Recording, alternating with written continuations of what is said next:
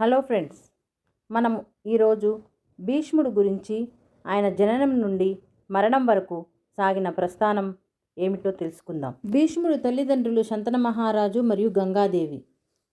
అయితే శంతన మహారాజుకు 2 భార్యలు. వారి ద్వారానే కురువంశం ముందుకు సాగుతుంది. గంగాదేవి మొదటి భార్య. శంతనుడు గంగానది తీరంలో ఒక అందమైన స్త్రీని మోహించి వివాహం చేసుకుంటాడు. ఆమెనే గంగాదేవి. ఆమె ఒక నిబంధన విధిస్తుంది.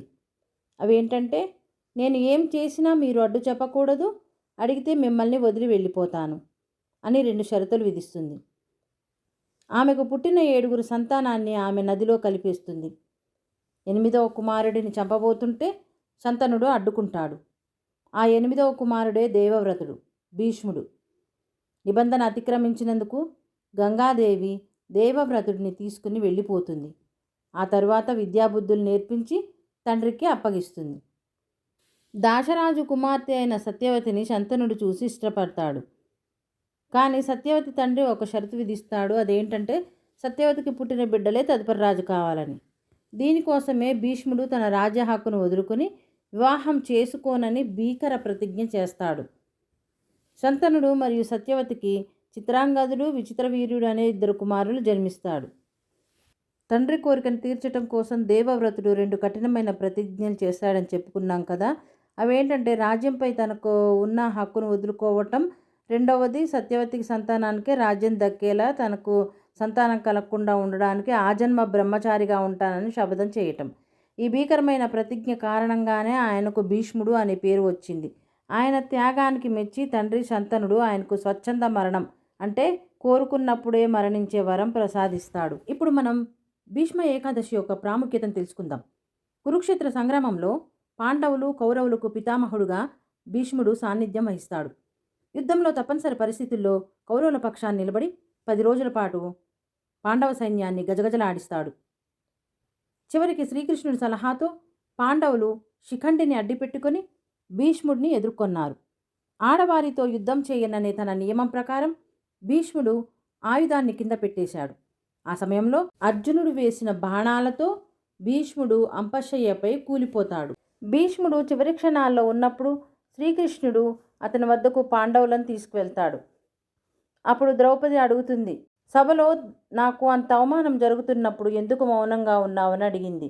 అప్పుడు భీష్ముడు, అమ్మా, అప్పుడు నేను దుర్యోధనుడు పెట్టిన అన్నం తిన్నాను. ఆ కలుషితమైన ఆహారం వల్ల నా బుద్ధి మందగించింది. ఇప్పుడు అర్జునుడి బాణాలు నా శరీరంలోని ఆ రక్తాన్ని బయటకు పంపించాయి. అందుకే ఇప్పుడు నాకు ధర్మం కనిపిస్తుంది తల్లి అన్నాడు. అంపశయ్యపై పడుకున్న భీష్ముడు ధర్మరాజు యుధిష్ఠిరునికి రాజధర్మాన్ని ఉపదేశించాడు. ఆ ఉపదేశాలే తరువాత కాలంలో రాజులకు మార్గదర్శకంగా నిలిచాయి. అవేమిటంటే, రాజు తన సుఖం కోసం కాదు, ప్రజల సుఖం కోసమే పాలించాలి. ధర్మమే రాజ్యానికి పునాది. న్యాయం సమానంగా ఉండాలి. పన్నులు మితంగా వసూలు చేయాలి. సత్యం, క్షమ, దానం రాజుకు ఆభరణాలు. ఈ ఉపదేశాలను అనుసరించిన వాడే నిజమైన ధర్మరాజు అని భీష్ముడు ధర్మరాజుకు బోధించాడు. 58 రోజుల పాటు అంపశయ్యపై ఉన్నప్పటికీ తన ప్రాణాలను వదలలేదు.